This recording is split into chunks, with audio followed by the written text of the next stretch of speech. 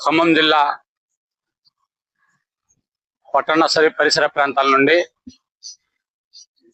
నివసిస్తున్నటువంటి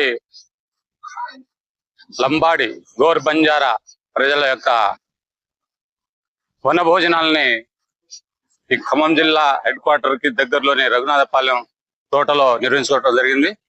మరి ఈ కార్యక్రమానికి అతిథిగా అదేవిధంగా కార్యనిర్వహణ కమిటీలో మెంబర్ గా నేను అనగా ముఖ్య శోభన్ నాయక్, తెలంగాణ లంబాడి జేఏసీ సమన్వయకర్త, అదేవిధంగా తెలంగాణ గోర్ బంజారా ఎంప్లాయీస్ ఫెడరేషన్ రాష్ట్ర అధ్యక్షుని, అంతేకాకుండా all India Banjara development council జాతీయ ప్రధాన కార్యదర్శిని. ఈరోజు సమాజంలో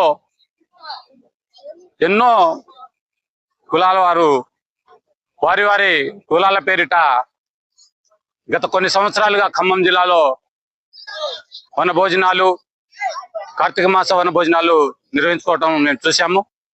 మరి గణనీయంగా జనాభా గలటువంటి గోర్ బంజారా జాతి, లంబాడి జాతి ఈ ఖమ్మం పట్టణంలో మనం ఎందుకు నిర్వహించకూడదు అనేటువంటి ఒక ఆలోచనతోటి ఇక్కడ ఒక కమిటీగా ఏర్పడి మేమందరం కలిసి ఈ వనభోజన కార్యక్రమాన్ని నిర్వహించుకోవడం జరిగింది.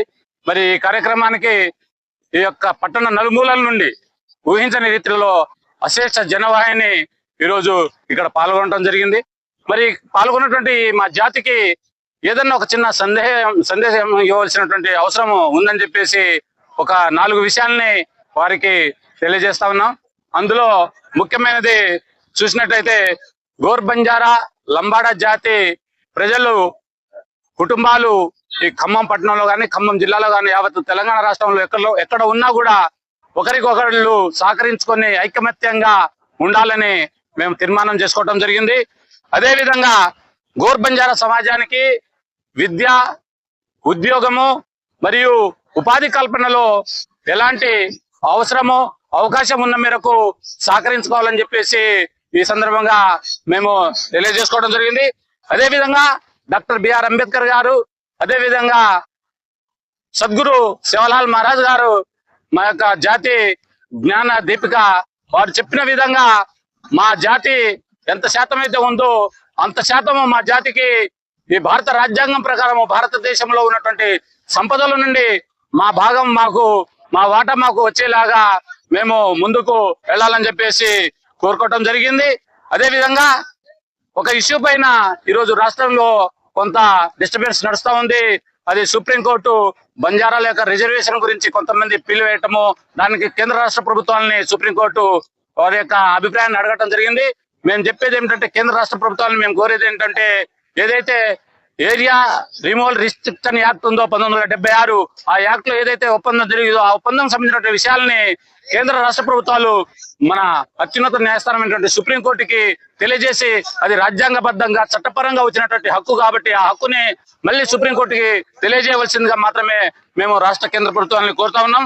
అదేవిధంగా ఏదైతే మా సద్గురు శివలాల్ మహారాజు కాలజ్ఞాని చెప్పిన విధంగా గోర్ బంజారాలంతా ఐకమత్యంగా ఉండండి, అదేవిధంగా మీ తండాలో మీ రాజ్యాన్ని ఏర్పాటు చేసుకోండి, మీరు కలిసికట్టుగా ముందుకెళ్ళండి, మీరు సుఖంగా ఉండండి, ఇతరులకు కూడా సహాయపడండి ఏదైతే శివలాల్ మహారాజ్ చెప్పారో ఆ విషయాల్ని ఈరోజు మేము ఈ వనభోజన మహోత్సవంలో వచ్చినటువంటి వేలాది మంది ప్రజలకి తెలియజేయడం జరిగింది.